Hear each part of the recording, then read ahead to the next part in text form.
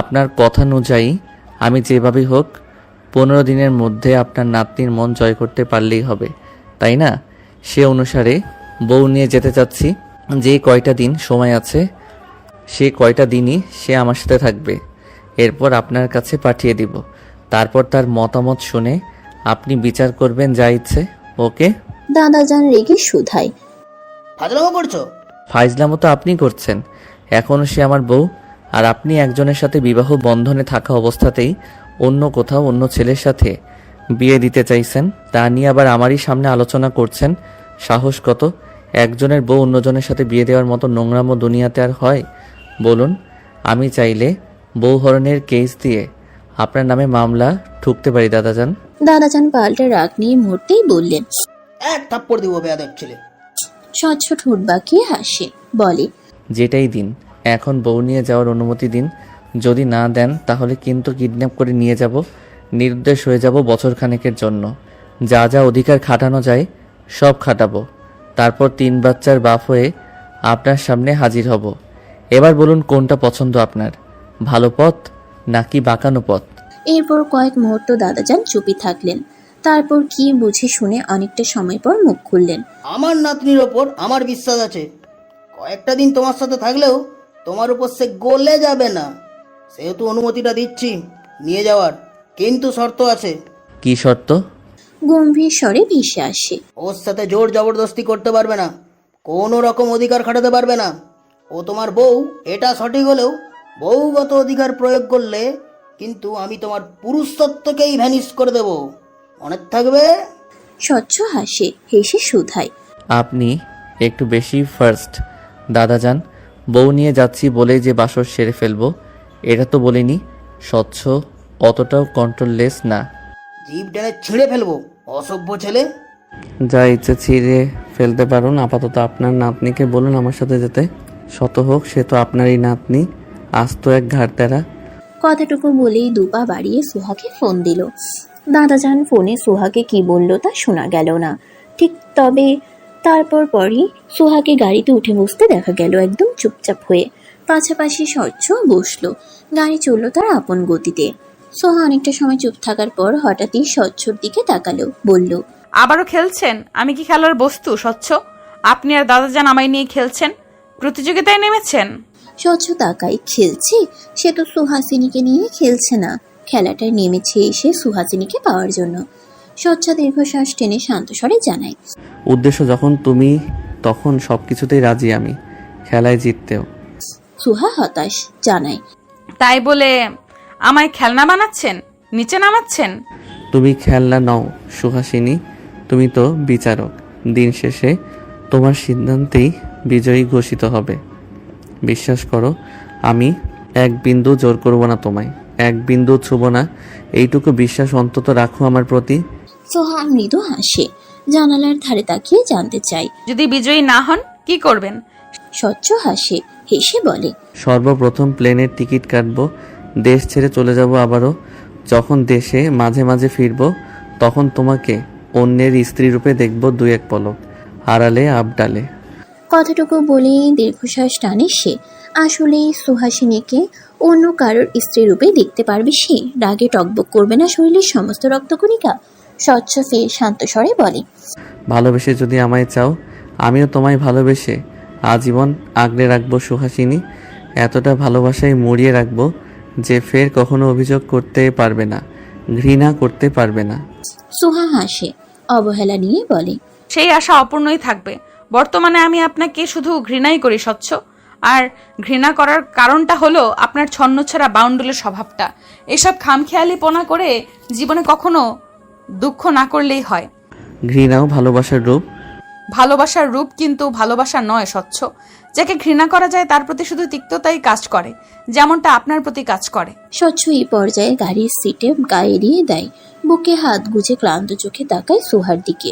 চোখে মুখে এক গুচ্ছ বিরক্তি আর ঘৃণা। স্বচ্ছর বুক কেমন করে। এই এত এত ঘৃণার মাঝে সে ভালোবাসা কুড়িয়ে নিতে পারবে? এই কয়টা দিনে সুহাসিনীর কঠিন হৃদয় যদি না গলে হারিয়ে ফেলবে। সুহাসিনী অন্য কারো হয়ে যাবে। স্বচ্ছ দীর্ঘশ্বাস ফেলে, করুণ চাহনিতে চেয়ে থেকে মনে মনে ভাবে, সুহাসিনী, আমায় কি সত্যি মেনে নেওয়া যায় না? সত্যি ভালোবাসা যায় না আর শুধুই ঘৃণা করা যায়? ঘৃণা করে হলেও শুধু আমারই থেকে যাও না সুহাসিনী, অন্য কারণ না হও। ছুটি গত 2-1 দিন হলো সাদকে এড়িয়ে গিয়েছে কেবলই আবিরের জন্য। সাদ কেন, দুনিয়ার কোনো পুরুষের দিকেই তাকায়নি অবধি সে। বিনিময়ে চেয়েছে আবিরের কণ্ঠ শোনার আবদার, একটুখানি কথোপকথন। অথচ আবির তো আবিরই, বরাবরের মতোই এড়িয়ে যায় ছুটি মেয়েটাকে।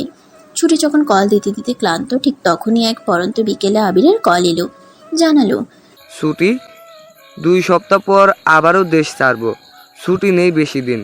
আমি চেয়েছিলাম বিয়ে করতে। আচমকা ঝটকায় ছুটি নির্বাক হয়ে তাকিয়ে থাকে। আবির ভাই বিয়ে করতে চাইছে? কাকে বিয়ে করবে? তাকেই? ছুটি মিনমিন স্বরে বলে উঠল, বিয়ে করবেন? আবির লম্বা শ্বাস টানে, বলে, তুই কি 2 সপ্তাহের জন্য আমার বউ হবি? ছুটি বিস্ময়ে চোখ গোল গোল করে তাকায়। কিসব কথাবার্তা, বিশ্বাস হয় না তার, অস্থির লাগে শুধায়। বউ হবো আমি। আবির চাপার রাগ নিয়ে বলে। অন্য কেউ হলে খুশি হব। ছুটি ফের বিস্ময় এবং অবাকের সাথে শুধায়, তুমি শুধু বলছো আবির ভাই, আমার কাছে সব কেমন নাটকে মনে হচ্ছে। কেন? ছুটি কিছুক্ষণ নীরব থাকে, অতঃপর বলে, তুমি সত্যি বলছো আবির ভাই, আমার কাছে সব কেমন নাটকীয় মনে হচ্ছে। এতকাল তো ইগনোর করলে তুমি আমাকে, এমনভাবে রেখেছিলেন জীবনে যেন তুমি আমাকে চেনোই না। তারপর হুট করে ভালোবাসার কথা বলা, তারপর বিয়ের কথা, কেমন যেন অবিশ্বাস্য নয়? আমির ফোঁস করে শ্বাস টানে, রাগ রাগ কণ্ঠে বলে, বিশ্বাস করতে পারলে বলিস। রাখলাম। কথাটুকু বলেই কল রাখলো আবির। ছুটি তখনও ড্যাব ড্যাব করে চেয়ে আছে। আমির ভাই কি বলল তাকে? বউ হতে বলল? ছুটি বিড়বিড় করে ফোনের দিকে চেয়ে শুধায়, রেখে দিল। কি বললো আবির ভাই? গাড়ির যে সিটটাতে স্বচ্ছ বসা ছিল সে সিটটা ফাঁকা আছে। মিনিট 20 হলো। গাড়িটা সাইড করে এক জায়গায় রাখা হয়েছে।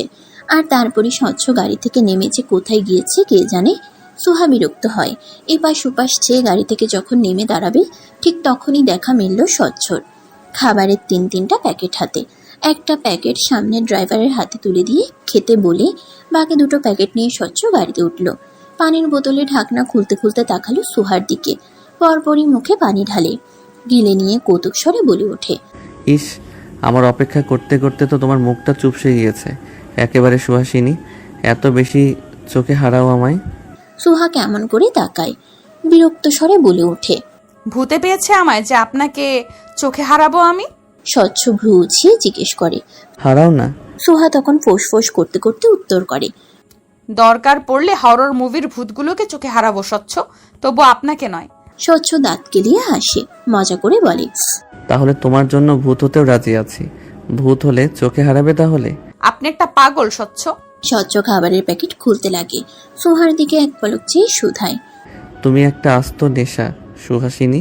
কথাটুকু বলেই খাবারের লোকমা তুলে ধরলো সুহার মুখের সামনে। আকস্মিক এই কাণ্ডে সুহা ভেবাচ্ছেকা খায়। স্বচ্ছ কি তাকে খাইয়ে দেওয়ার উদ্দেশ্যে খাবার মুখের সামনে ধরেছে, নাকি এমনি? দ্বিধান্বিত চাহনিতে তাকিয়ে থেকে বলে, আমার খাবার? স্বচ্ছ হাসে, আর একটু এগিয়ে ধরে বলে, খাইয়ে দিব। সুহা তৎক্ষণাৎ বিস্ময় নিয়ে তাকায়। স্বচ্ছ কিনা তাকে খাইয়ে দিবে? তাও এই মাঝ রাস্তায় গাড়িতে? এসব কি নতুন রকমের ঠং? সুহা সঙ্গে সঙ্গেই সুচালো কণ্ঠে বলে উঠল, আমি কি ছোট বাচ্চা? স্বচ্ছ মাথা দুলায়, সঙ্গে সঙ্গেই বাধ্যগত গম্ভীর স্বরে উত্তর করে, একদমই নয়, বড় বাচ্চা। তাহলে কেন মনে হচ্ছে যে আমি নিজ হাতে খেতে পারবো না? স্বচ্ছ করুণ ভঙ্গিতে তাকায়। একটাই বউ তার, কোন জন্মে কোন পাপ করেছিল যে বউটাকে পাত্তা না দিয়ে সে 4 বছর আগে বহুত বড় একটা ভুল করে বসেছিল। এমন যদি জানতো তাহলে সে তো এই মেয়েটাকে সর্বপ্রথম মুহূর্তটা থেকে মাথায় তুলে রাখতো।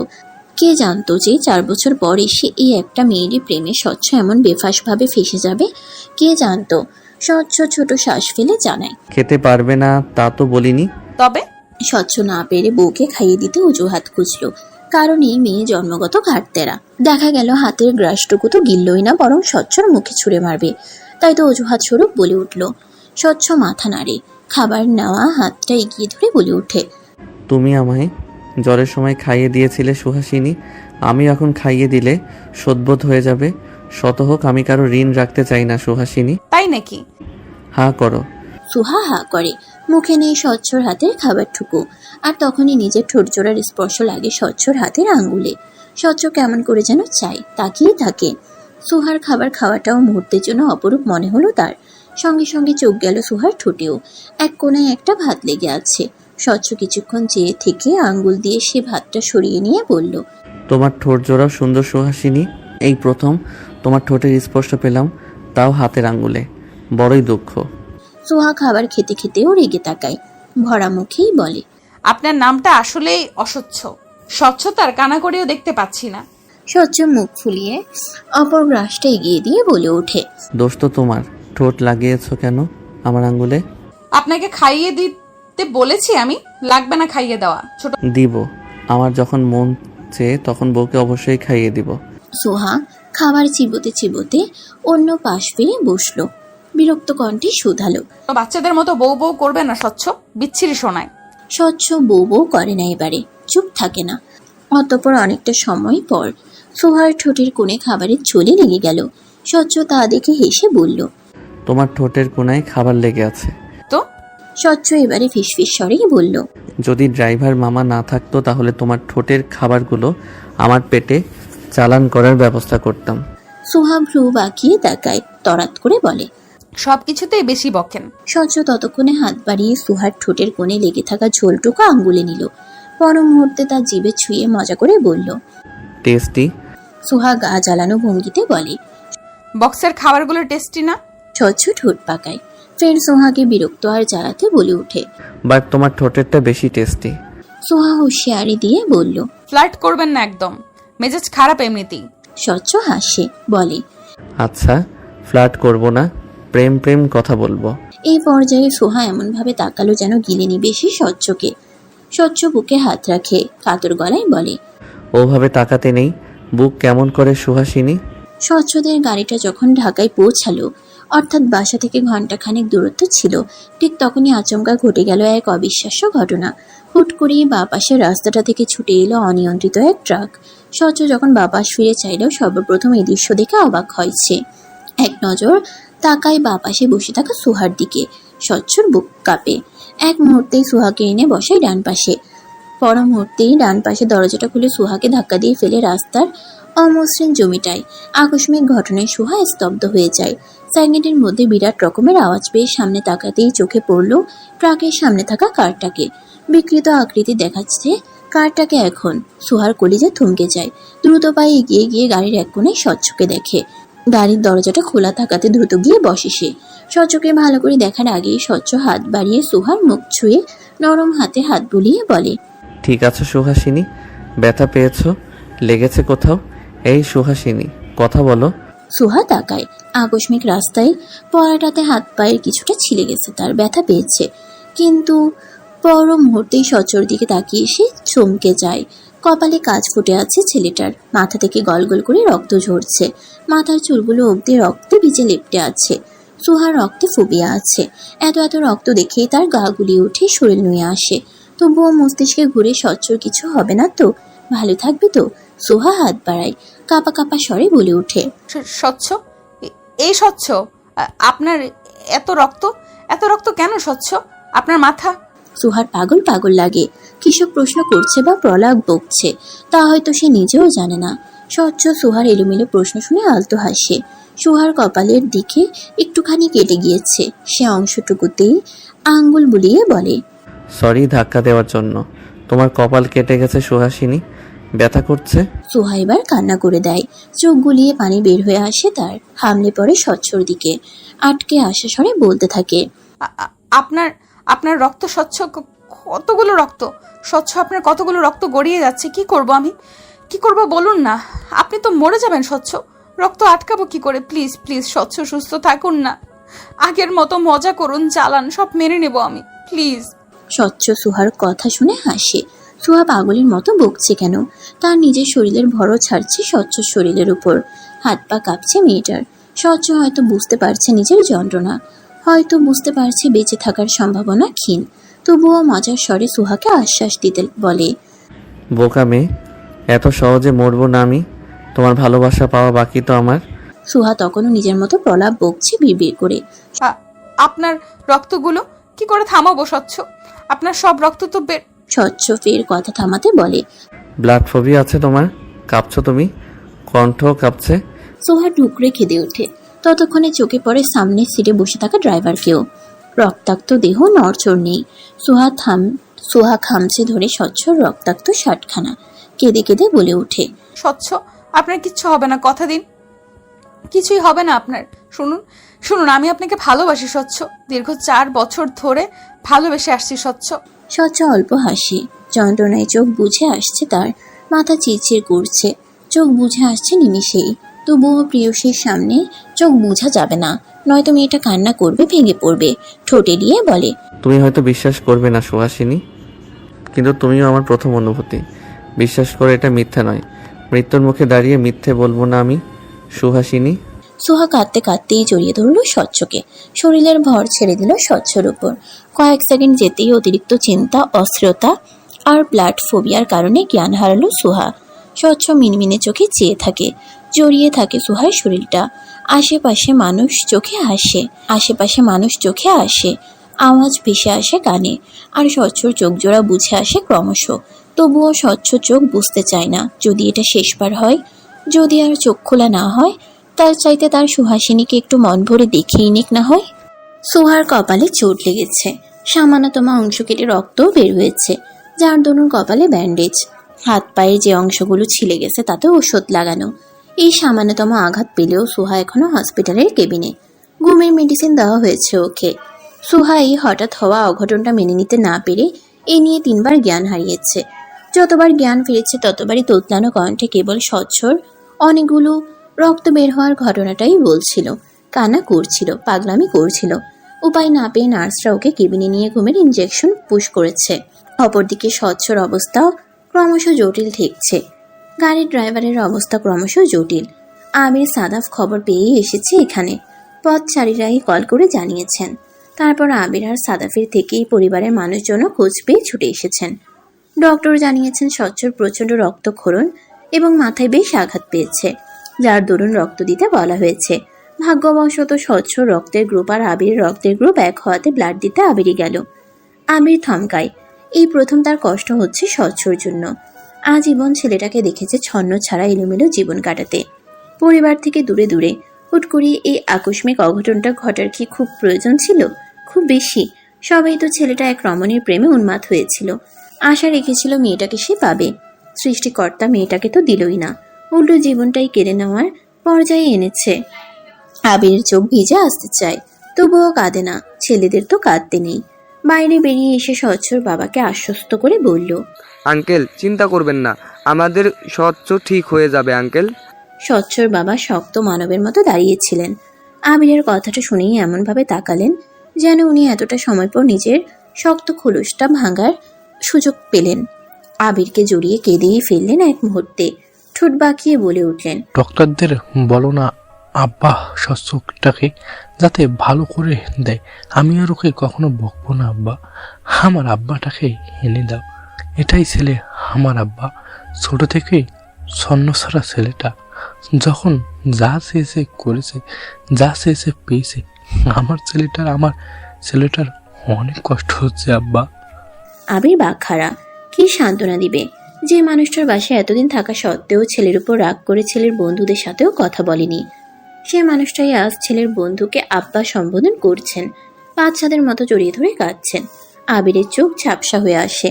কাপা হাতে পিঠে হাত রেখেই বলে, আঙ্কেল ও ভালো হয়ে যাবে, ও সত্যিই ভালো হয়ে যাবে, কাঁদবেন না আঙ্কেল। ততক্ষণে সাদাফ বাইরে থেকে ছুটে এসেছে প্রয়োজনীয় ঔষধ নিয়ে। পাশেই আবিরদের বাসা। স্বচ্ছর মা এবং সিয়াকে সেখানেই পাঠানো হয়েছে অনেক কষ্টে, কারণ হসপিটালে এতজন থেকে ভিড় জমবে। তার উপর ওরা কান্না করছিল প্রচুর। সাদাফি ওদের নিয়ে গেল সেখানে। আসার সময় ডক্টরদের দেওয়ার প্রয়োজনীয় সব কিনে আনলো। আবির সাদাফকে দেখা মাত্রই বলল, আন্টিরা শান্ত হয়েছে। কান্না করছে এখনো। আন্টি ওখানে গিয়ে অজ্ঞান হয়ে গিয়েছে। আবির, সিয়া ওর কি অবস্থা? চুপচাপ আছে, তবে কান্না করছে। আবির দীর্ঘশ্বাস ফেলে। এর বাইরে কি বলা উচিত বুঝে আসে না তার। কি বা বলবে? বলার মতো কিছু তো কণ্ঠ দিয়ে বের হচ্ছে না তার। কণ্ঠ রোধ হয়ে আসছে। অ্যাক্সিডেন্টের 5-6 ঘন্টা পেরিয়েছে, অথচ স্বচ্ছর জ্ঞান ফিরছে না। ডক্টররা বলছে অবস্থা ক্রমশ জটিল হচ্ছে। সারা বছর হাসি আনন্দে 3 বন্ধু কাটিয়ে দিলেও ঠিক এই মুহূর্তে এসে আবির এবং সাদাফ দুজনই টের পায় তারা তিনজন একে অপরকে ছাড়া কতটা শূন্য, কতটা হারানোর ভয়, কতটা বন্ধু হারানোর শোক। দাদা জানো রাহা এসেছে আরো আগেই, তবে দাদা যান ইচ্ছে করেই স্বচ্ছর বাবার সামনে পড়েনি, কারণ ইতোমধ্যেই যে সকল আচরণ তিনি স্বচ্ছর বাবার সাথে করেছে, তারপর এই ঘটনা ঘটার পর উনি নিজেই নিজের কাছে ছোট হয়ে যাচ্ছেন। তাই তো একবারও দেখা করেনি নিজ থেকে, তবুও দেখাটা হয়েই গেল। স্বচ্ছর বাবা দেখা মাত্রই করুণ কণ্ঠে বলে উঠল, আমার ছেলে আপনার নাতনিকে আর জ্বালাবে না চাচা। আপনি ওদের ডিভোর্স চেয়েছিলেন না, ও কিন্তু এক প্রকার মুক্তি এখন। আমি জানি না আমার ছেলে ফিরবে কিনা, যদি ফিরে আমার ছেলের জন্য আপনার নাতনিটাকে দিবেন। আমি ওর বাবা, তো ছোটকাল থেকে যা চেয়েছি সব দিয়েছি, শুধু এই বেলাতে আমি ইচ্ছে করে এড়িয়ে গিয়েছি। তা দেখেই হয়তো অভিমান করে চোখ খুলছে না ছেলেটা। দাদা যান কেমন করে যেন চাইলেন, বোধহয় বুক ব্যথা করলো একজন বাবার আকুতি দেখে। মনে পড়ল নিজের ছেলেকে হারানোর মুহূর্ত, যেদিন সুহা আর রাহা বাবা হারা হয়েছিল। দাদা যান দীর্ঘশ্বাস ফেলেন, কিছু বলতে নিবেন ঠিক তখনই রাহা ছুটে এলো, বলল, দাদা, আপু তো আবার কেমন করছে, কান্নাকাটি করছে, ঘুম ছেড়ে উঠে বসেছে দাদা যান। কথাটা বলেই ফের ছুটে যায় রাহা। ড্যাব ড্যাব করে চেয়ে থাকে বোনের দিকে। পরনের জামাটায় কত জায়গায় রক্তের ছোপ ছোপ দাগ। মনে মনে নিজেকেও বকে সে। যদি সে আজ তার আপু আর দুলা ভাইকে আসতে না দিত, তাহলে নিশ্চয়ই এই অঘটনটা ঘটতই না। রাহা দীর্ঘশ্বাস টানে। সুহার কপালে হাত রাখতেই সুহা কাপা স্বরে বলে ওঠে, রক্ত, ওনাকে বাঁচাতে হবে রাহা, কত রক্ত। রাহা দীর্ঘশ্বাস ফেলে ফের। যে 3 বার সোহা অজ্ঞান হয়েছে, সে 3 বারেরই আগে এবং পরে সোহা এসব প্রলাপ বকেছে। সবচেয়ে বিস্ময়জনিত কথা হলো, সোহা কেঁদে ওঠে নিজে নিজেই, পাগলের মতো আহাজারি করে কেঁদে উঠবে। রাহা জানে সোহা এই মুহূর্তেও কেঁদে উঠবে, আকুতি করবে স্বচ্ছকে দেখার, জানতে চাইবে স্বচ্ছ বেঁচে আছে কিনা। রাহার ভাবনা মিথ্যে হলো না, সোহা ঠিক তাই তাই করলো, পাগলামি করলো। রাহা হতাশ শ্বাস ফেলে বোনকে সামলানোর চেষ্টা চালায়। ঠিক তখনই আবির আসে, নরম স্বরে রাহাকে জানায়, সচ্চুর জ্ঞান ফিরেছে রাহা, সুহাকে খুঁজলো। আপনি চাইলে সুহাকে বুঝিয়ে ওইখানে আনতে পারেন, তবে সিনক্রেট না করলে ভালো হয়। রাহা শুনল, দীর্ঘশ্বাস টেনে বোনের মাথায় হাত বুলায়, পর মুহূর্তেই গাল আঁকড়ে ধরে বলে, আপু, তুই তো দেখতে চেয়েছিলি ভাইয়াকে, তাই না? ভাইয়া ভালো আছে, শুধু মাথার একটু ব্যথা পেয়েছে। তুই কি দেখতে যাবি আপু? সুহা থামে। স্বচ্ছ ঠিক আছে শুনে আচমকা পাথরের মতো শক্ত হয়ে তাকায়, বলল, উনি ঠিক আছে, মিথ্যে বলছিস না তো? সান্ত্বনা দিচ্ছিস আমায় রাহা? আমির তা দেখে কয়েক সেকেন্ড চুপ থেকে জানায়, ও আপনাকে মিথ্যা বলেছে না, সত্যি স্বচ্ছ ভালো আছে। যাবেন ওর কাছে? সুহা তাকায়, জড় পদার্থের ন্যায় উত্তর করল, যাব। তাহলে কান্না করবেন না, ওখানে কান্না করলে স্বচ্ছর ক্ষতি হবে না। সুহা যেন বুঝে ওঠে, মাথা নাড়ালো। পরপর আবিরের পিছু পিছু যায় স্বচ্ছর কাছে। ওখানে শুধু সুহাকেই ঢুকতে দিল। সুহা ড্যাব ড্যাব করে তাকায়, ও ঢুকতেই নার্সটা বেরিয়ে যায়। ডক্টর যে আছে সে থাকে। সুহা পা বাড়ায়। ওরা যে বলল স্বচ্ছ ভালো আছে, ভালো থাকলে কারো মাথায় ভর্তি ব্যান্ডেজ থাকে, মুখে অক্সিজেন মাস্ক লাগানো থাকে। সুহা বুঝে ওরা ওকে সান্ত্বনাই দিল। যাই হোক, সুহা পরিপক্ক রমণী, বয়সে তো সে খুকি নয়, এটুকু বুঝবে না? সুহার কান্না পায়, চোখ ভেঙে কান্না আসতে চায়, তবুও আটকায় সে। ধীর পায়ে এগোয়, একদম স্বচ্ছর কাছে গিয়ে ফ্যাল ফ্যাল করে তাকিয়ে থাকে। স্বচ্ছ তা দেখে ঠোঁট এলিয়ে হাসে, যেন হাত বাড়ায় একটু। সোহা বুঝলো হয়তো হাত ধরতে ইশারা দিল। সোহা তাই করলো, 2 হাতে আলতো করে হাত ধরলো। ঝুঁকে গিয়ে ফিসফিস করে স্বচ্ছর কানের কাছে বলল, আমায় শাস্তি দেওয়ার কথা ভাববেন না স্বচ্ছ, আমি কিন্তু রেগে যাব, আমায় কষ্ট দিবেন না। আপনি জানেন আমার কষ্ট হচ্ছে, বুকের ভেতর কেমন লাগছে, আমার দম বন্ধ হয়ে আসতে চাইছে স্বচ্ছ। এসব কি আমার শাস্তি? স্বচ্ছ উত্তর দিতে পারে না। সোহার চোখ টলমল করে। আবিরকে কথা দিয়ে আসলো সে কাঁদবে না, অথচ এখানে এসে সে কথাটা রাখতে পারল না, কেঁদে দিল নীরবে। এক হাত রাখলো স্বচ্ছর গালে, হালকা হাত বুলিয়ে কানের কাছে ফিসফিস করে আটকানো শুনে বলল, আমি জীবনে একটা ছেলেকেই ভালোবেসেছি স্বচ্ছ, একটা ছেলের প্রতি মুগ্ধ হয়েছি বারংবার, একটা ছেলের জন্যই কত কাল ধরে অপেক্ষা করা আমার, সেটা আপনি স্বচ্ছ। উপরে উপরে শত রাগ ঘৃণা করলেও আমি আপনাকেই ভালোবাসি স্বচ্ছ, আপনি আমার প্রথম অনুভূতি। স্বচ্ছর চোখ মুখ এই পর্যায়ে উচ্ছ্বসিত দেখালো, যেন কিছু বলতে চাই সে, কিন্তু বলতে পারল না। সুহাসে অস্থিরতা দেখে বলল, আমি শুনবো, অপেক্ষায় আছি শোনার জন্য। তাড়াতাড়ি সুস্থ হয়ে যান স্বচ্ছ, আমি অপেক্ষায় আছি আপনার প্রেম গ্রহণ করতে। কথাগুলো বলেই পর মুহূর্তে স্বচ্ছর দিকে পুরোপুরি ঝুঁকল। স্বচ্ছর ব্যান্ডেজ করা কপালে আলতো চুমু খেয়ে বলল, স্বচ্ছ, আমি আজীবন আপনার সুহাসে নিয়ে থাকবো, আপনারই। সাদাফকে ডক্টর রেখেছে নিজের চেম্বারে। আকস্মিক এই ডাকার মানেটা তারা কেউই বুঝে ওঠে না, তবুও বুক টিমটিম করে। আবির আর সাদাফ দুজনেই বোধ হয় আসন্ন বিপদ বার্তা বুঝে গেল। দুজনেই দুজনের দিকে চাইল করুণ চাহনিতে, কিন্তু স্বচ্ছর বাবাকে তখনও জানালো না কথাটা। ধীর পায়ে সাদাফ ডক্টরের চেম্বারেই গেল, ঘামছে সে দুশ্চিন্তায়, চোখ লাল হয়ে আসছে। সাদাফ আবির দুটো ছেলেরই আজকের রূপটা বেহাল।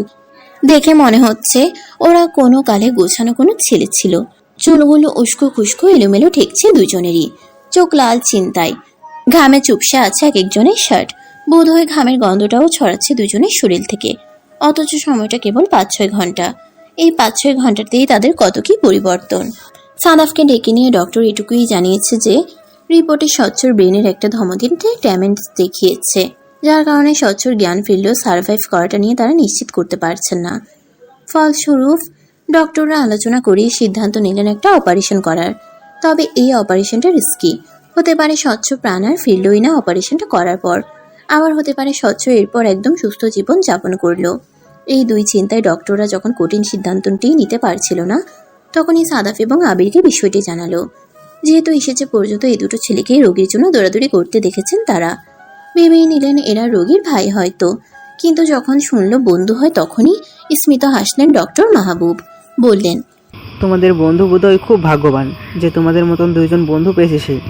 আবির মৃদু হাসে, চোখে তার হাজার ক্লান্তি, কান্না পাচ্ছে কেমন তার। সাদাফ তখন ভাঙা চাহনিতে আবিরের দিকে তাকায়। এই অনিশ্চয়তার সংবাদ স্বচ্ছর বাবাকে কিভাবে দিবে, বোধহয় তাই প্রশ্ন। আর সুহা, মেয়েটা তো স্বচ্ছর সাথে দেখা করার পর থেকে কেমন কঠিন হয়ে আছে। আবির দীর্ঘশ্বাস ফেলে চোখে আশ্বাস দিয়ে বের হয়। রাহাকে ডেকে শান্ত চাহনিতে বিষয়টা বোঝানোর চেষ্টা করে বলে। যখন বিষয়টা রাহার সাথে আলোচনা চলছিল ঠিক তখনই সেখানে এলো ছুটি। বোধহয় অনেক দূর থেকে জার্নি করেই এসেছে, চুল এলোমেলো দেখাচ্ছে মেয়েটার। অন্য সময় বোকা বোকা চাহনিতে আবিরের দিকে চেয়ে থাকলো, আজ থাকলো না।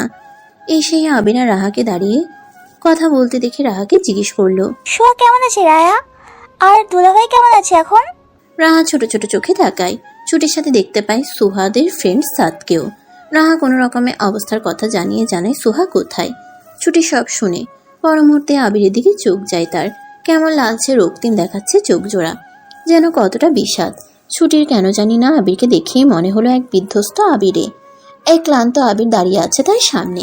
ছুটির মায়া হয়, এক হাতে আবিরের একটা হাত ধরে ক্লান্ত গলায় বলে উঠল, চিন্তা করবেন না আবির ভাই, আমাদের স্বচ্ছ ভাইয়াকে অনেকটা ভালোবাসে।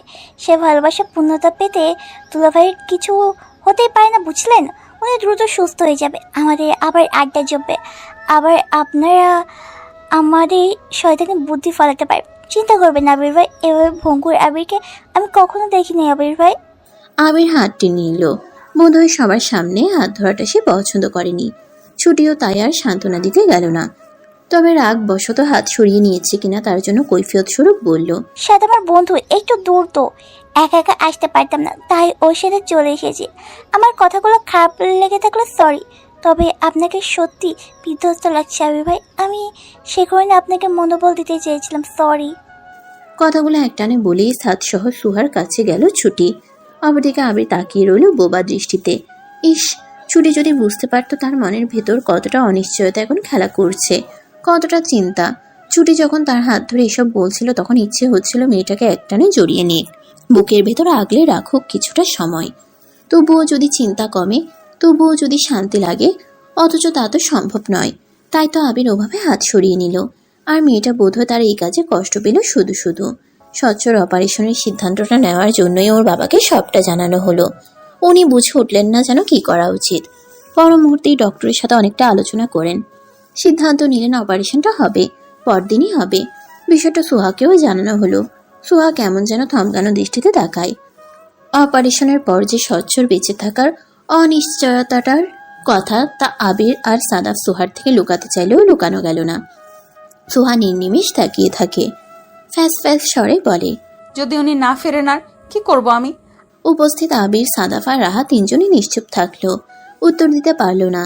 সুহা হাসলো হালকা এবারে, পর মুহূর্তেই অনুরোধ নিয়ে বলে ওঠে, আমাকে কি আরেকটা বার স্বচ্ছর সাথে দেখা করতে দিবেন? আমাকে কি ওনার সাথে আর কিছুটা সময় কাটাতে দিবেন? প্লিজ, কিচ্ছু করব না, কথা দিচ্ছি। কেউই না করলো না, বরং আবিরা ডক্টর আর নার্সদের সাথে কথা বলল যাতে কাল অপারেশনটা হওয়ার আগ অব্দি সুহাকে ওর সাথে থাকতে দেয়। রাজিও হলেন ওনারা। সুহা একটু হাসে। অনুমতি পাওয়া মাত্র স্বচ্ছর কাছে গিয়ে ঠাই দাঁড়িয়ে থেকে স্বচ্ছকে দেখতে শাকে সে। চোখ বুঝে আছে ছেলেটা, ঘুমোচ্ছে, মুখে দেখা যায় অক্সিজেন মাস্ক। সুহার চোখ টলমল করে, ঝুঁকে গিয়ে স্বচ্ছর মুখে আঙ্গুল বুলায়, বিড়বিড় করে বলে, শাস্তি আপনার প্রাপ্য ছিল স্বচ্ছ, কষ্ট আপনি দিয়েছেন আমায়, তাহলে সব সময় আমিই কেন ভুগবো? সব সময় আমিই কেন কষ্ট পাবো স্বচ্ছ? আমার প্রতি এতটা অবিচার কেন হবে বলুন? ভালোবাসি বলে? সুহা বিড়বিড় করে কথাগুলো বলেই থামে। স্বচ্ছর একটা হাত নিজের হাতে নিয়ে শান্ত কণ্ঠে বলে, আমি ভয় পাচ্ছি স্বচ্ছ, আমি জানি তো আপনি আমায় ছাড়বেন না, আপনি আমায় একা ফেলে যাবেন না। এত বড় শাস্তি নিশ্চয়ই আমার প্রাপ্য নয় স্বচ্ছ, বলুন এতটা শাস্তি কি আমার প্রাপ্য? স্বচ্ছ শুনে না, চোখ মেলে তাকায় না। সুহার চোখ টলমল করে, দু এক ফোঁটা গড়িয়ে পড়ে স্বচ্ছর মুখেও, অথচ স্বচ্ছ তখনও চোখ বুঝা। সুহা শুকনো ঢোক গিলে এভাবেই স্থির বসে থাকে স্বচ্ছর কাছে। স্বচ্ছর হাতটা সেভাবেই আগলে রাখে নিজের হাতের মুঠোতে। এভাবেই কতটা সময় যে পার হলো সুহা নিজেই জানে না। এখন এই অবস্থায় সময় জ্ঞানটুকু নেই তার। তবুও সময় যখন মাঝরাত্রিতে ঠিক তখনই স্বচ্ছ চোখ মেলে তাকায়। সুহাগ সেভাবে আলো আধারে বসে থাকতে দেখে মৃদু হাসে যেন। যে হাতটা সুহার হাতের মুঠোয় রাখলো সে হাতটা একটু নড়চড় করে বোঝালো সে সুহার দিকে তাকিয়ে হাসছে। সুহাও তাকালো, বলল, স্বচ্ছ। স্বচ্ছ তাকিয়ে থাকে, কথা বলার মতো পরিস্থিতি নেই তার। তবুও সে ঠোঁট এলিয়ে হাসে, চোখে চোখে হাসি খেলে যায় যেন। সুহা হাত চেপে ধরে বলে, আমাকে বিয়ে করেছিলেন স্বচ্ছ, একবার বিয়ে করে ফেলে চলে গিয়েছিলেন, এরকম ভুল দ্বিতীয়বার করার সাহস করবেন না স্বচ্ছ। খুন করে ফেলবো আপনাকে, কখনোই ক্ষমা করব না, কখনোই না। স্বচ্ছ এবারেও সুহার কথা শুনে হাসে। পর মুহূর্তেই টের পায় সুহা কাঁদছে কথাগুলো বলতে বলতে, টলমল করছে চোখ জোড়া। স্বচ্ছ হাত এগোতে চায় সুহার চোখের পানি মোছার জন্য, কিন্তু পারল না, ব্যর্থ হলো। সুহা তা বুঝে মুখটা স্বচ্ছর হাতের কাছে আনে, গালে হাত ছুঁয়ে বলে, একটা মেয়ে আপনাকে ভালোবেসে একটাবার ঠকে গিয়েছে স্বচ্ছ, দ্বিতীয়বার ঠকাবেন না প্লিজ স্বচ্ছ, প্লিজ। কথাটা বলেই নীরবে কেঁদে ফেলে সুহা। স্বচ্ছ তা দেখে স্থির চেয়ে থাকে। সুহা ফের বলে, কে বলেছিল আমাকে সরিয়ে দিকে গাড়ির ওপাশ থেকে? কে? আমি বলেছি বাঁচিয়ে দিতে? বাঁচিয়ে দিয়ে এই কষ্ট আমি চেয়েছিলাম? আপনি আজীবনই ফাঁকিবাজ স্বচ্ছ, খবরদার বলছি। আমাকে ভালোবাসার সময় এসে যদি ভালোবাসায় ফাঁকিবাজি করবেন ভেবে থাকেন তাহলে কিন্তু খারাপ হবে। আমি শুধু আপনার ভালোবাসা পাবো বলে 4টা বছর অপেক্ষা করেছি। স্বচ্ছ সুস্থ থাকলে নিশ্চয়ই এই কথাগুলো শুনে হেসে মজা নিত, তবে এবারে তা হলো না, বরং মৃদু হাসলই কেবল।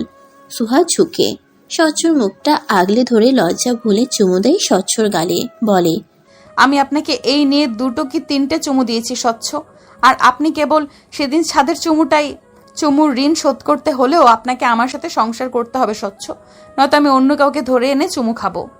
এমন একটা সিরিয়াস মুহূর্তেও সুহা কথাগুলো বলল যেন স্বচ্ছর মন খারাপ না হয়, স্বচ্ছ যাতে ছেড়ে না যায় এই কারণেই।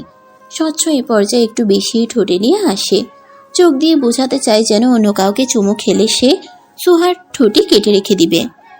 পরদিন স্বচ্ছর অপারেশনটা সকালেই হয়, কিন্তু চিন্তার বিষয় হচ্ছে অপারেশনের পর স্বচ্ছর তখনও জ্ঞান ফেরেনি। বাইরে যখন সবাই চিন্তায় চিন্তিত, ঠিক তখনই আবিরের পেছনে এসে দাঁড়ায় ছুটি। আবির সবার থেকে অনেকটা দূরেই দাঁড়িয়ে আছে, দেখে ছুটে এসেছিল। চিন্তায় অস্থির হওয়া আবিরের কাঁধে হাত রেখে সে শুধায়, দেখবেন একটু পর ডক্টর এসে বলবে যে অপারেশন সাকসেসফুল, চিন্তা করবেন না আবির ভাই। আবির চিন্তায় ডুবে আছে। এই মুহূর্তে সবার মধ্যেই কিন্তু আবরালোর ফিসফিস স্বরে ছুটির কথাটা তার বিরক্ত লাগলো। ছুটি বোধহয় সে বিরক্ত দেখে নিরাশ হয়ে গেল। দ্রুতই আবিরের কাঁধ থেকে হাত সরিয়ে নিল সে। তখনই রাহাকে হুড়মুড় করেই এদিকে আসতে দেখা গেল। চোখে মুখে উচ্ছ্বাস, তার আনন্দ। রাহা এলো দ্রুত, খুশি খুশি মুখে আবিরকে ডেকে তার হাত টানতে টানতে নিয়ে যেতে যেতে বলল, ডক্টর বলেছে অপারেশনটা সাকসেসফুলি হয়েছে, আপনাকে ডাকছে সাফাত ভাইয়া। মুহূর্তেই আবিরের মুখে হাসি ফুটল যেন। একটু আগের বিরক্তিটাই পরিণত হলো তীব্র সুখে। ছুটি নিজেও খুশি হলো, তবুও কোথাও যেন তার বিশাল এক মন খারাপ কাজ করলো। কেন এই মন খারাপ তার? কেন এই বিষাদ? আবির ভাই তার কথা শুনে বিরক্ত হয়েছে বলে? রাহা হাত ছুঁয়েছে বলে? নাকি রাহার মুখে তাকিয়ে আবির ভাই হেসেছে আর তার মুখে তাকিয়ে বিরক্ত হয়েছে বলে? কোনটা? প্রায় 15-16 দিন পার হওয়ার পরই স্বচ্ছকে বাসায় আনা হলো। স্বচ্ছর মাথায় তখনও ব্যান্ডেজ, হাতের এবং বুকের 2-1 জায়গায় ক্ষত, ডান হাতটায় হাড় ভেঙেছে। ডক্টর বলেছে আপাতত সে বিপদমুক্ত, তাই তো বাসায় আনা। তবে এই কয়েকটা দিন সুহা প্রত্যেকটা সময় স্বচ্ছর সাথে ছিল, স্বচ্ছর সব কাজে সাহায্য করেছে। মাঝে কত কি বিষয় নিয়ে রাগ হলো, ঝগড়া হলো। সুহা মনে মনে হাসে। স্বচ্ছর জন্য গরম করা খাবারটা নিয়ে রুমে ঢুকলো। স্বচ্ছ শুয়ে আছে, চোখ বুঝা হলেও সুহার উপস্থিতি টের পেয়ে বোধহয় টোটিলিয়া হাসলো স্বচ্ছ। ধীর স্বরে বলল, বলেছিলাম আমার প্রেমে আষ্টে পৃষ্ঠে আটকাবো তোমাকে সুহাসিনী, আটকালে তো শেষে। সুহা ফোঁস করে শ্বাস ফেলে। একটা মানুষ অসুস্থ থেকেও সে কতটা শয়তানি মাথায় রাখতে পারে, তাই এই কয়দিনে সোহার জানা হয়ে গেছে। ছোট শ্বাস ফেলে সে স্বচ্ছর দিকে এগোলো, বলল, তো কি আটকে দেখেছেন? সুপার গ্লু নাকি ফেভিকল আঠা? স্বচ্ছ ঠোঁট বাঁকিয়ে হাসে যেন, চোখে খেলে যায় দুষ্টুমি, বলে, চুমুর আঠা। সোহা এবারে ফোঁস করে ওঠে, কেমন করে তাকিয়ে রাগ প্রকাশ করে। সঙ্গে সঙ্গে স্বচ্ছ হালকা আওয়াজ তুলে হাসে, বলে, কে যেন বলেছিল আমায় চুমুর ঋণ শোধ করতে হবে। সত্যি বলবো, আমি কিন্তু শুধু তোমার চুমুর ঋণ শোধ করার জন্য বেঁচে ফিরেছি। কেবল সুযোগটা দাও সুহাসিনী, প্রমিস করছি এইটুকুও ঋণ বাকি রাখবো না আমি। সুহা নিজের কপালে নিজেই চর মারতে ইচ্ছে হলো। কোন দুঃখে সে সেদিন স্বচ্ছকে চুমু দিয়েছিল, কোন দুঃখে সে সেদিন কথাগুলো বলেছিল। এখন রোজ রোজ স্বচ্ছ কথা শোনাবে, রোজ রোজ সুহাকে হারিয়ে দিবে এই কথাটা দিয়ে। সুহা সেদিন লজ্জা না পেয়ে কথাগুলো বললেও আজ তার লজ্জা হচ্ছে। তবে সে প্রাণপণ চেষ্টা চালালো সে লজ্জা মুখোমুখ প্রকাশ না পাওয়ার। রাগ নিয়ে বলল, চুমু নিয়ে খুব দক্ষ মনে হচ্ছে আপনাকে। কতজনকে চুমু দিয়েছেন এর আগে? স্বচ্ছ আকাশ থেকে মাত্র পড়া এক শিশু যেন এমন ভাবেই তাকালো, বিস্মিত স্বরে উত্তর করে, ছি ছি বউ, কী সব বলে বেড়াচ্ছ এসব?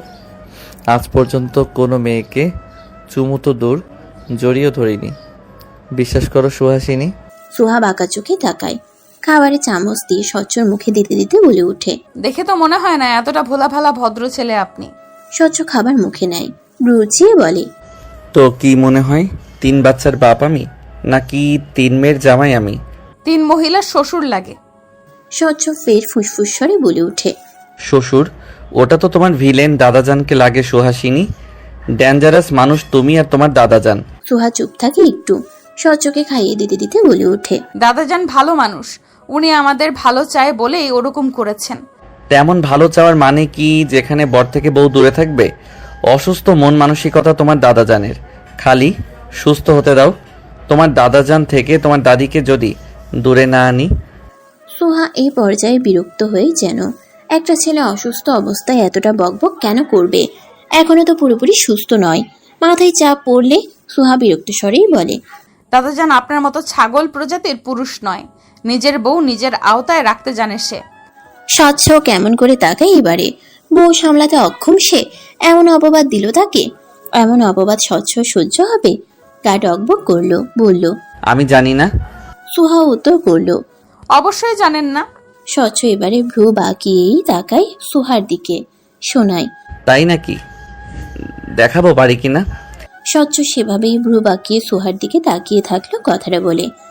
পরপরই সুহার মাথার পেছনে বাম হাতটা দিয়ে এগিয়ে আনলো নিজের দিকে। পর মুহূর্তেই ঠোঁট এগিয়ে নিতে যাবে সুহার মুখের দিকে, ঠিক তখনই সুহা সরে গেল। রেগে বুঝিয়ে বলল, গলা চেপে ধরবো বলে দিলাম একদম। এমনিতেই তো রোগী হিসাবে আছেন, তখন শ্বাসকষ্টের রোগী বানিয়ে দিব। স্বচ্ছ নীরব কষ্ট নিয়ে চেয়ে থাকে। সাদাফের কথাটা বারবার মনে পড়ছে যে, এই ডেঞ্জারাস মেয়েটা রোমান্সের সময় তোর কি অবস্থা করবে বন্ধু? স্বচ্ছর এখন সত্যিই মনে হলো যে তার কপালে প্রেম নেই, সত্যিই নেই। যা আছে তা কেবল মারামারি আর বউয়ের শাসানোর স্বর। স্বচ্ছ যখন মিনমিন চোখে চেয়ে আছে, ঠিক তখনই সুহার চোখ পড়ল স্বচ্ছর মুখে এবং শার্টে। আকস্মিক টেনে নেওয়াতে চামচের খাবারটুকু স্বচ্ছর মুখে এবং শার্টে পড়েছে। সুহা ছোট শ্বাস টানে, বলে, আপনার জন্য এমনটা হলো। খাবারটুকু না হলে পড়তো না এভাবে। এবার শার্টটা চেঞ্জ করাতে হবে। স্বচ্ছ বাঁকা স্বরে শোনায়। নিজেই তো বউ আওতায় রাখার কৌশল দেখাতে বলেছ। সুহা তখন রাগে ছলছল করে বলে ওঠে। আমি? স্বচ্ছ বলে, তো কি আমি? আপনার ভূত। কথাটা বলেই পানি আর কাপড় আনলো। পরপরই স্বচ্ছ শার্টের বোতামে হাত রাখলো। বোতামগুলো খুলতে যখন ব্যস্ত তখনই স্বচ্ছ হাসে, ফির বলে, 2 দিন আগে আমায় তো ডিভোর্স দিয়ে দিচ্ছিলে, 2 দিন পর এখন আমার শার্ট খুলতে জিজ্ঞেসও করো না। লজ্জা পাওয়া তো দূর। সুহা কথায় কান দেয় না, বরং বলে, হসপিটালেও আপনার শার্ট চেঞ্জ করেছি। শুধু পুরোপুরি চেঞ্জ করার বেলায় আবির ভাইয়া আর সাদাফ ভাই সাহায্য করত। তুমি চাইলে তুমিও তো করতে পারতে, করনি। সুহা সরু চোখে তাকায়। ইচ্ছে হয় এই ছেলেটার মুখে আঠা লাগিয়ে দিতে। রাগ নিয়ে বলে, করলে তখন বলতেন বেহায়ার মতো সুযোগ লুফে নিচ্ছি। স্বচ্ছ বলে, শার্ট চেঞ্জ করানোটাও তো এক প্রকার সুযোগ নিচ্ছ। আমার সুন্দর বুক, পিঠ, গলা ড্যাব ড্যাব করে গিলে নাও চোখ দিয়ে, বুঝি না আমি? সুহা এবার হাত থামায়, রাগের সহিত বলে, নিজেই চেঞ্জ করুন, পরবর্তীতে করাবো না আর। স্বচ্ছ হাসে এবারে। সোহার হাতটা সেভাবেই বাম হাত দিয়ে চেপে রেখে বলে, উফ, করাবে সুহাসিনী, বড় হই তোমার। সুহা তাকায়। স্বচ্ছর হাস্যোজ্জ্বল চাহনি বা কথাটাতে বোধহয় কিছু ছিল যা সোহাকে মানিয়ে নিল এক মুহূর্তে। সোহাও আর রাগ দেখালো না, কোনো কিছুই বলল না। নজর সরিয়ে দ্রুত কাজে লাগলো। শার্ট খুলে কাপড় ভিজিয়ে মুছে দিতে লাগলো যে যে জায়গায় শরীরে লেগে। মুখ মুছিয়ে গলায় নামলো। তারপর হুট করে সোহা অন্যমনস্ক হলো, তাকালো স্বচ্ছর দিকে। দৃষ্টিটা তার দিকেই তখনও। কেমন যেন দৃষ্টিটা, যেন কতকালে আগ্রহী এই চোখ জোড়ায়। সোহা তৎক্ষণাৎ দৃষ্টি সরায়। শুকনো ঢোক গিলে গলায় হাত রাখতেই চোখে পড়ে স্বচ্ছর গলার উঁচু জায়গাটা। Adams apples. স্বচ্ছে শুভ্রর গলাটাই সুন্দর মানাচ্ছে, আলাদা আকর্ষণ। সোহার যেন ছুঁয়ে দিতে ইচ্ছে হলো। অবশ্য তা করলো সোহা। হাত দিয়ে ছুঁয়ে দিল ওঠানামা করা অ্যাডামস অ্যাপল। এক দৃষ্টিতে তাকিয়ে থাকে সেদিক পানে। স্বচ্ছ সেই দৃষ্টি খেয়াল করে নিজেই সোহার হাতটা সেখানে চেপে ধরে বলে, এভাবে তো একটু আমার দিকেও তাকাতে পারো সুহাসিনী, একটু তো দয়া করতেই পারো নির্দয় রমণী। পরপরই আবার বলে, অ্যাডামস অ্যাপল, তুই আমার শরীরের অংশ হলেও তোর প্রতি আমার হিংসে হচ্ছে। সোহা মরতেই হাত সরায়। পরক্ষণেই স্বচ্ছ শার্টটা নিয়ে পা এগুলো ওয়াশরুমের দিকে। আবিরের সাথে রাহার পরিচয়টা হসপিটাল থেকে খুব ভালো আকারে পৌঁছিয়েছে। সেই হিসেবেই যতদিন হসপিটালে ছিল ততদিন তাদের বিভিন্ন বিষয়ে কথা হতো। ছুটির 2-1 দিন হসপিটালে গিয়ে তা দেখেছেও। তবে যে 2-1 দিন সে এরপর গিয়েছিল, সেই 2-1 দিন সে নিজ থেকে আবিরের সাথে কথা বলেনি। যদি আবির এগিয়ে এসে কথা বলতো তখনই বলতো, তাও হেসে হেসে। আবির হয়তো বুঝলোই না মেয়েটার মনে কতটুকু অভিমান জমা হয়েছে, আজও বুঝলো না। আবির সাদাফ, সিয়া আর রাহাকে ছুটির ছাদে কথা বলতে দেখেছে, অথচ আবির তার সাথে একবারও নিজ থেকে যোগাযোগ করেনি। এই কয়েকদিনে বিষয়টা অদ্ভুত নয়? অবশ্য আগেও করতো না যোগাযোগ। সব সময় তো আবির ভাই তাকে ইগনোরই করতো, কিন্তু আবির তো তাকে কয়েকদিন আগে বিয়ের প্রস্তাব দিল। সে বিষয়টা কি ফাও?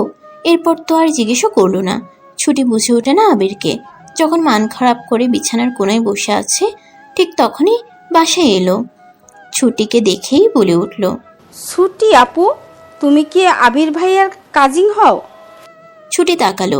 রাহার উচ্ছ্বাস তার পছন্দ হলো না। কেন এতটা হাসি খুশি উচ্ছ্বাস দেখাবে রাহাকে? মনে মনে সে নিরাশ হলেও আগ্রহ নিয়ে বলল, কেন? আবির ভাই বলল তুমি তার কোন আঙ্কেলের মেয়ে হও। ছুটি এবারে ছোট শ্বাস টানে। কোন আঙ্কেলের মেয়ে? অথচ মেসেজে জানালো সে তাকে ভালোবাসে, ফোনে জানালো বউ হবে কিনা। সব কি মজাই করলো? ছুটি ছোট স্বরে বলল, ও। রাহা হাসে। ছুটির পাশে বসে বলে, আবির ভাইয়া তোমায় ডাকলো আপু, কেন ডাকলো বলো তো? ছুটি গোল গোল চোখে তাকায়, বলে, জানি না তো, তোকে বলেনি? না, শুধু বললো তোমায় যেতে। ও। ছুটির মনের মধ্যে শত বিষাদেও যেন একটু আনন্দ আসে। আবির ভাই তাকে যেতে বলল নিজ থেকে। আনন্দে উচ্ছ্বাসিত হয়ে ছুটি যখন যেতে নেয় তখন রাখা বলে, আপু, আবির ভাইয়া যদি তোমার কাজিন হয় তাহলে প্লিজ আমারে একটু সাহায্য করবা, আমি ওনার ব্যক্তিত্ব ফিদা। এই একটা কথাই ছুটির আনন্দটা নাকচ করতে যথেষ্ট। ছুটি ঢোক গিলে কৌতূহল নিয়ে শোধায়, উনিও? রাহা লাজুক হেসে উত্তর করে। জানি না, তবে যেহেতু উনি বারবার আমার সাথে কথা বলছে, এমনটা আশা তো আমি রাখতেই পারি, বলো? ছুটি মেকি হাসে এবারে, বলে, হ্যাঁ, তুই তো সুন্দরী, অবশ্যই আশা করবি। কথাটা বলেই ছুটি পা বাড়ায়, সঙ্গে শুকনো ঢোকো গিলে। কেন জানি না তার মনে হচ্ছে আবির ভাইকে পাওয়ার আশা তার ক্ষীণ হচ্ছে। এতকাল আবির ভাইকে একপাক্ষিক জ্বালালেও একপাক্ষিক ভালোবেসে গেলেও কখনো তার কষ্ট লাগেনি। দিন শেষে বুঝেছে আবির ভাইকে কেউ পেলে সেই পাবে। অথচ সেই ছুটি আজ নিরুৎসাহিত। ধীর পায়ে যখন ছাদে গেল তখন ছাদ থেকে শুনতে পেল সাদাফের স্বর। কি ভাই বল, ওই ছুটি মেয়েটাকে আই লাভ ইউ তো বলছিলি, জাস্ট শ্বশুর বউ কোনটা তা জানার জন্য বল। মেয়েটাও কি অবুঝ, তোর পার্টি পুরাই দুর্বল। না হলে কি তোর হয়ে আমি আই লাভ ইউ বললেও মেয়ে গদগদ হয়ে খুশি হয়ে যেত? যাক, তোরই তো ভালো।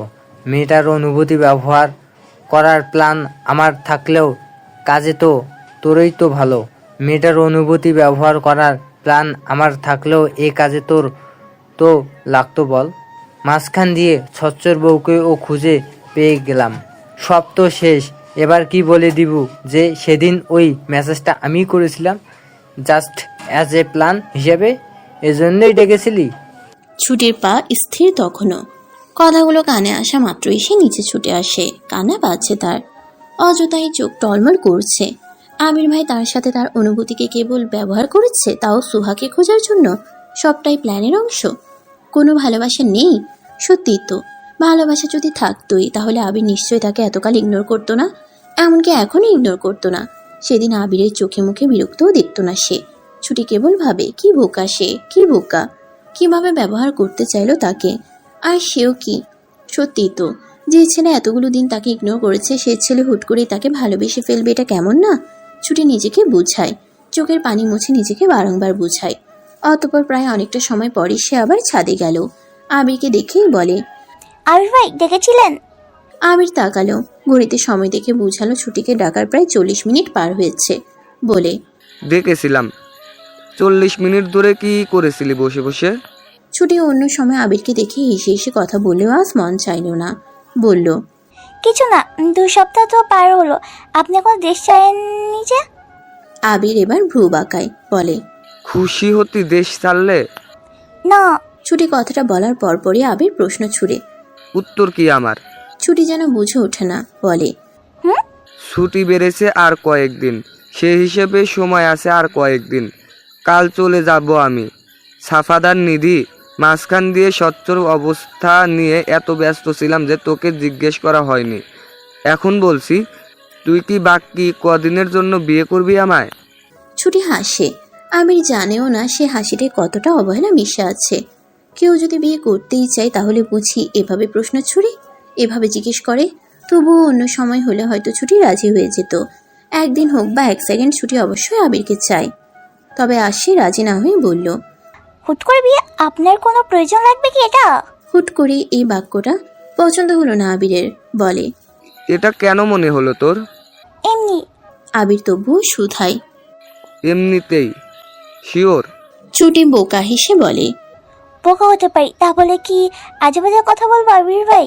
আবিরের কণ্ঠ দৃঢ়। আমি যা বলছি তার উত্তর দে।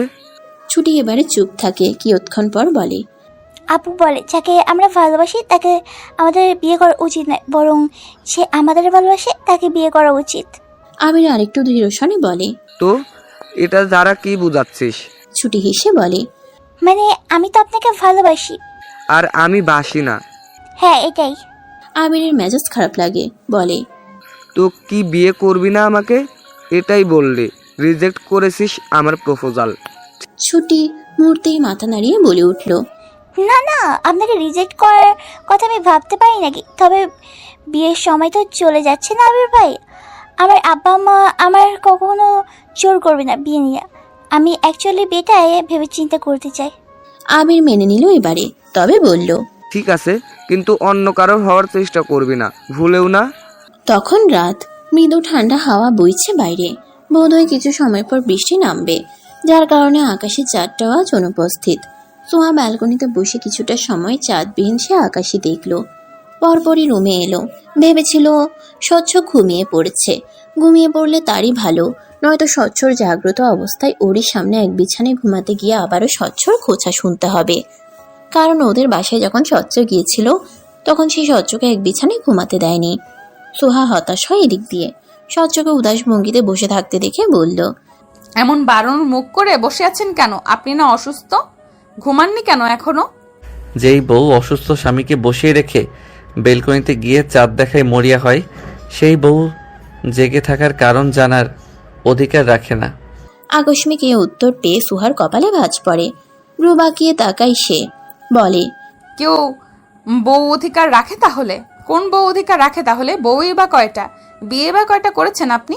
সুহার সন্দেহ দেখে স্বচ্ছর হাসি আসে যেন, তবুও বলে, একটাই করেছিলাম, তাও কি নিষ্ঠুর বউ ভালোবাসে না? সুহার রাগ নিয়ে শুধায়, নিষ্ঠুর? অবশ্যই। হসপিটালে যখন আমার কথা বলার বোধই ছিল না তখন কি ভালোবাসাময় কথা চুমু দিয়েছিলে, আর যখনই আমি একটু সুস্থ হয়ে আসলাম তখনই ফের তোমার দাদাজানের মতো ভয়ঙ্কর রূপ ধারণ করে ফেললে। গিরগিটি কোথাকার। সুহা ফের রাগ নিয়ে বলে, আমি গিরগিটি? তা নয়তো আমি। সুহা তখন রাগে ফুসফুস করতে করতেই উত্তর দেয়, আপনি তো ভাই উন্নত মানের গিরগিটি। ফুসলিয়ে ফুসলিয়ে আমাকে প্রেমে ফেলে বিয়েটা করে দৌড় মেরেছিলেন, ভুলে গেছি আমি। একই কথা আবারও শুনে স্বচ্ছর ইচ্ছে হয় নিজের কপালে নিজে থাপ্পড় মারতে। কে বলেছিল তখন সে ছেলে মানুষিটা করতে? কে? এখন আর সারা জীবন তার খোঁচা শুনতে হবে তাকে? স্বচ্ছ হতাশার ন্যায় দৃষ্টি রাখে, বলে, অতীত ওটা, ভুল করেছি কয়বার বলবো আমি। সেবার যেমন চলে গিয়েছিলাম এবার তো তেমন ভালোবাসা টানে থেকেও যাচ্ছি। দেখো না কেন তা, নাকি এখনো শিওর না যে সত্যি সত্যিই ভালোবাসি কিনা? কথাটা বলেই সে সুহার দিকে তাকায়, উত্তরের অপেক্ষা করে। সত্যি গিয়ে এখনো শিব না সুহা? সত্যি এখনো তার ভালোবাসাকে বিশ্বাস করে না? উত্তর দিচ্ছে না কেন? স্বচ্ছ আবারও শুধায়, নাকি এবারে সত্যি সত্যি মরে গিয়ে বিশ্বাস করাতে হবে? বলো, কি করলে বিশ্বাস করবে যে ভালোবাসি? সুহার ইচ্ছে হলো এই ছেলেটার গালে একটা থাপ্পড় বসাতে। এখনো সুস্থ হয়নি, কয়েকদিন আগেই মৃত্যুর সাথে লড়ছিল, এতগুলো মানুষকে দুশ্চিন্তায় রেখে, অথচ এখনো মরার কথা মুখে আনে। খারাপ লোক। সোহা মনে মনে একগুচ্ছ বাঁকাঝাঁকা করেই গম্ভীর কণ্ঠে জানায়, বিশ্বাস না করার মতো পথ রাখেননি। সেদিন অ্যাক্সিডেন্টটা করেই ফাঁসিয়ে দিয়েছেন আবার, নয়তো আমি জীবনেও বিশ্বাস করতাম না আপনাকে। স্বচ্ছর মন বোধ হয় গদগদ করে উঠল খুশিতে, তবুও প্রকাশ করল না। টান টান স্বরে বলল, এখন করো, নাকি ভাবো যে অ্যাক্সিডেন্টটাও আমার প্ল্যান করা সব নাটক? সোহা কেমন করে যেন চায়, খাটের এক কোণায় বসে ছোট শ্বাস ফেলে। স্বচ্ছ কি কথাটা খোঁচা দিয়ে বলেছে? বলল, আমি আপনার মতো এতটা গর্ধব নই স্বচ্ছ। গাড়ির ড্রাইভার চালাচ্ছিল, তার নিজের জীবনও ঝুঁকিতে ছিল। যদিও এখন সুস্থ, তো যদি প্ল্যানের অংশও হয় তাহলে আপনি বা উনি নিশ্চয়ই জীবনের ঝুঁকি জেনেও এই দুর্ঘটনা ঘটাতো না। স্বচ্ছ বিপরীতে বলে, ভাগ্যিস অ্যাক্সিডেন্টটা হলো আমার, নয়তো তোমার মতো নির্দয় রমণীর নিষ্ঠুর মন জীবনেও নরম হতো না, জীবনেও আমার দিকে ফিরে চাইতে না তুমি। ভাগ্যিস অ্যাক্সিডেন্টটা হলো, আরও হোক এমন অ্যাক্সিডেন্ট, অ্যাটলিস্ট ভালোবাসা জুটবে তোমার। সোহা এবার স্বচ্ছর দিকে ঝুঁকে আসে, রাগে কটমট স্বরে বলে, তাই না? এক ঘুষিতে মুখের সব দাঁত ফেলে দিব স্বচ্ছ। একবার দুবার এইসব কথা ভালো লাগে না। স্বচ্ছ এক পর্যায়ে হাসে, নিজের চোখের খুব সামনেই সুহার রাগ মিশ্রিত চাহনি নিয়ে চেয়ে থাকতে দেখে ফু দিয়ে উড়িয়ে দেয় সুহার কপালে আসা চুল। বাম হাতে সুহার মুখে এনে বুলিয়ে দিয়ে শুধায়, বিশ্বাস করো, তোমাকে রাখতে দেখলে বিনা কারণেই চিনচিনে এক অনুভূতির ফিল পাই সুহাসিনী। You know what? তুমি রাগলে আমি শুধুই প্রেমে পড়ে যাই, হার্টবিট বাড়ে, কোনোদিন না জানি হার্ট অ্যাটাক করে ফেলি। তার আগেই প্রেমটা করবে তো রমণী? স্বচ্ছর এত সুন্দর কথার বিনিময়ে সুহা এক বালতি হতাশা ঢেলে দিয়ে বলে ওঠে, শখ নেই আমার। কথাটা বলেই স্বচ্ছর পাশেই কাত হয়ে শুয়ে পড়ল সুহা। বলল, ফ্লার্টিং স্কিল ভালো আপনার, কিন্তু এই মুহূর্তে ঘুমান। Good night. ছুটির সাথে আবিরের আর কথা হয়নি। মনে মনে কঠিন প্রতিজ্ঞাও করলো মেয়েটা, আবিরের জন্য সে আর পাগলামো করবে না, আর না তো আবিরকে সে অনুভূতি প্রকাশ করবে, আর না তো হ্যাংলামো পনা করবে। ছুটি নিশ্চুপ হয়ে আছে তখন থেকে, ব্যালকনিতে বসে বসে ভাবছিল তার কি দোষ ছিল। এই যে এতকাল এত অপেক্ষা করলো, তবুও তো তার এতটা কষ্ট হলো না। কিন্তু যখনই শুনলো আবির ভাই তার অনুভূতিকে নিয়ে খেলেছে, অনুভূতিকে ব্যবহার করেছে। তখন থেকেই আবির ভাইকে তার আর ভালো লাগছে না, তিক্ত লাগছে সব, নিজেকেই বিরক্ত লাগছে তার। ছুটি দীর্ঘশ্বাস ফেলে যখন ব্যালকনিতে দাঁড়িয়েছিল, ঠিক তখনই পাশে আসলো রাহা। কিছুক্ষণ ছুটির সাথে কথা বলিয়ে রাহা চলে গেল। ছুটি তারপরও অনেকটা সময় ব্যালকনিতে কাটালো। কিছুটা সময় পরই তার ফোন বাজে। ছুটি ভ্রু কুঁচকে তাকায়, আবির কল দিয়েছে। ছুটি প্রথম দুবার কল না তুললেও শেষের বার কল উঠালো। নিচু স্বরে বলল, এত রাতে কল দিয়েছেন কেন আবির ভাই? কাল তো চলে যাবেন, গোছগাছ করছেন না? ছুটি তার প্রশ্নের উত্তর পেল না, তবে সাথে সাথে আবির রাগ রাগ স্বরে প্রশ্ন ছুড়ে, এত রাতে কার জন্য বেলকনিতে দাঁড়িয়ে আছিস? তোর জাস্ট ফ্রেন্ড সাদের জন্য? ছুটি অবাক হয়। হঠাৎ আবিরের রাগের কারণ বোঝা গেল না যেন। আবির সাদকে টানার বিষয়টাও বোঝা গেল না। তবে ছুটি চারপাশে একবার চোখ বুলায়, বলে, ব্যালকনিতে দাঁড়াতে পারি সাদের জন্য হলে সাদের জন্য, অসুবিধা কি আপনার? আবির দাঁতে দাঁত চেপে শুধায়, তুই জানিস না অসুবিধা কি? না। আবির ফের বলে, জানিস, তুই খুব ভালো করেই জানিস ছুটি। এখন বলবি না যে তুই ওই সাদের কারণেই বিয়ের প্রপোজালটা পিছিয়ে দিয়েছিস। ছুটি এবারে হাসে। যে ছেলেটা তার অনুভূতিকে ব্যবহার করেছে নিজের স্বার্থে, তার থেকে এমন প্রশ্ন বোধহয় সত্যিই হাস্যকর। বলে, ইগোটা লেগেছে নাকি আপনার? আবির রেগে শুধায়, মুখে মুখে কথা বলা শিখেছিস? ছুটি চুপ থাকে। তারপর অনেকটা সময় পর বলে, ধরুন আমি সাদকে ভালোবাসি, এতদিন আপনার সাথে নাটক করছি, ওর কারণে বিয়ের প্রপোজাল পিছিয়েছি, তো কি করবেন?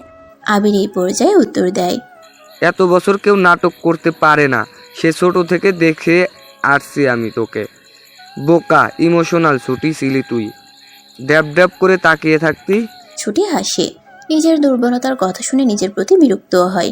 বলে, এই জন্যই তো এখন অনেক বোকা বানায় আমায়। যাই হোক, এখানে এসেছেন কেন? নিশ্চয়ই আমার জন্য নয়। আবির রাগের সহিত উত্তর করে, ইয়েস, তোর জন্য নয়, এখানে আরো বিভিন্ন মেয়ে আছে বুঝলি, ওদের দেখার জন্য এনে। বুঝেছি। আবির বলে, বুঝলে ভালো। কথাটা বলেই কল রাখে সে।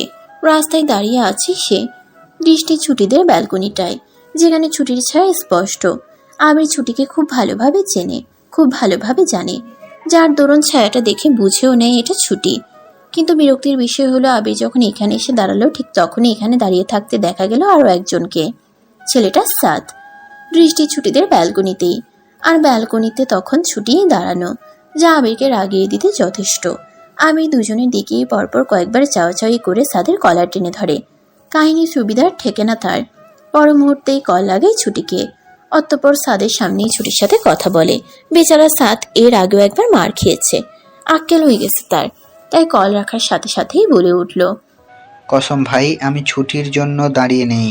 আমি তো এমনি এই পথ দিয়ে যাচ্ছিলাম, ভাবলাম রাহাকে দেখতে পাবো কিনা। আবিরের জন্য বিশ্বাস হয় না, বলে, শিওর রাহাই? সাদ সঙ্গে সঙ্গে মাথা নাড়ায়, শুধায়, হ্যাঁ হ্যাঁ শিওর, রাহাই। প্রমাণ? সাদ কি প্রমাণ দিবে বুঝে ওঠে না।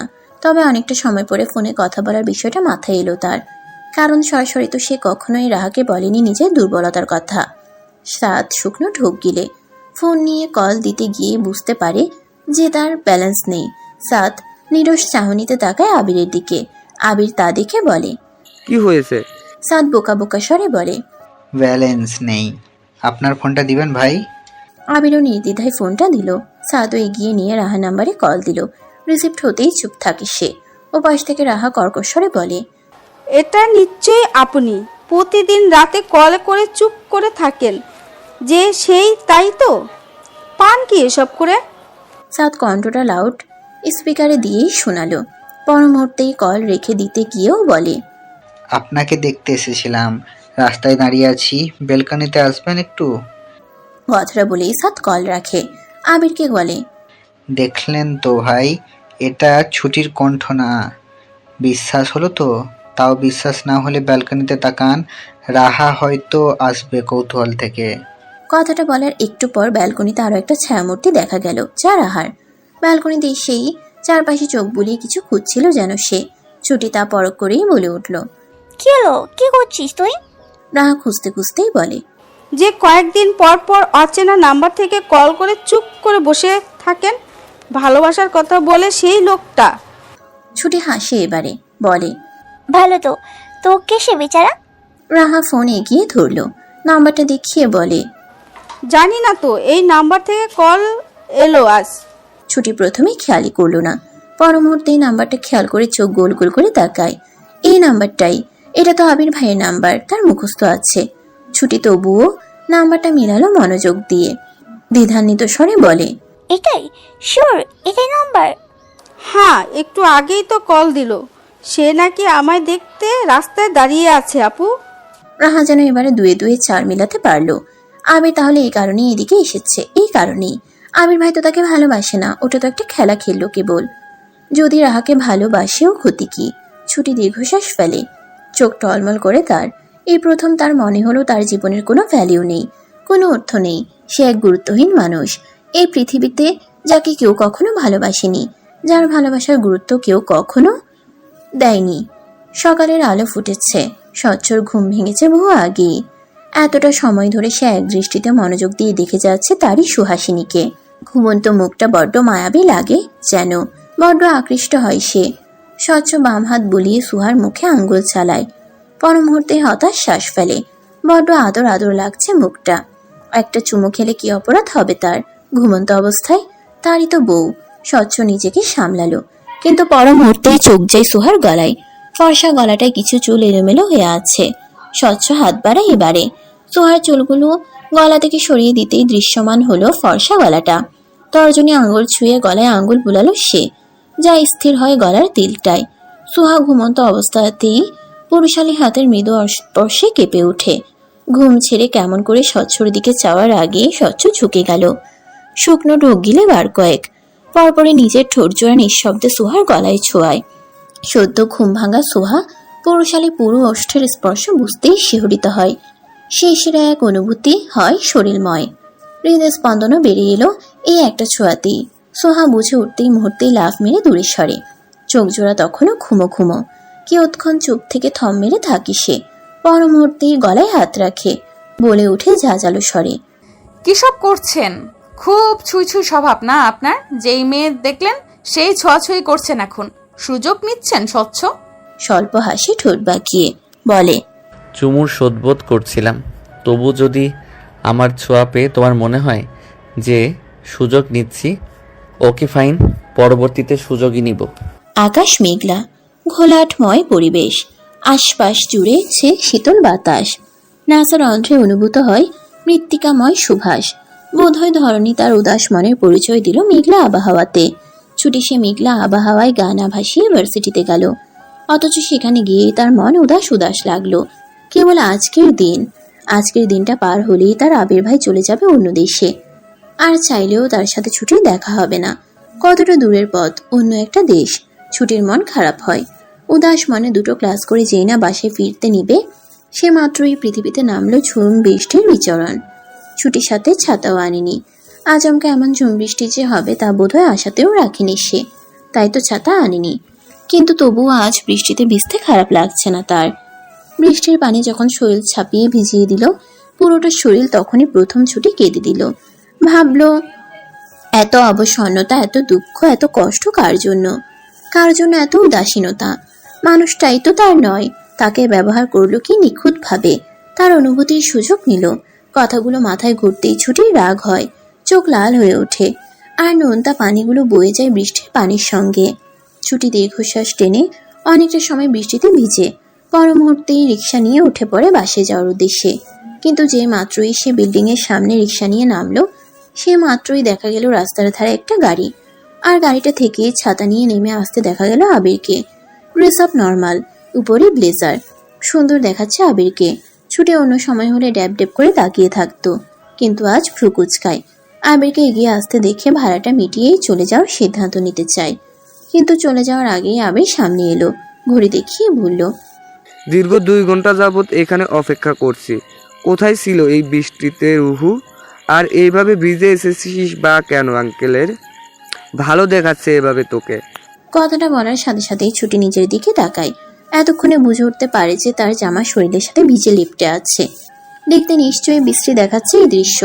ছুটি মুহূর্তেই আশেপাশে তাকিয়ে দেখলো কোনো ছেলে আছে কিনা, পর মুহূর্তে আবিরের রাগান্বিত দৃষ্টি দেখে অন্যরা ঠিক করে সরাসরি আবৃত করার চেষ্টা চালাতে চালাতে বলে, আমার জন্য তো আপনার 2 ঘন্টা অপেক্ষার কথা নয় আবির ভাই।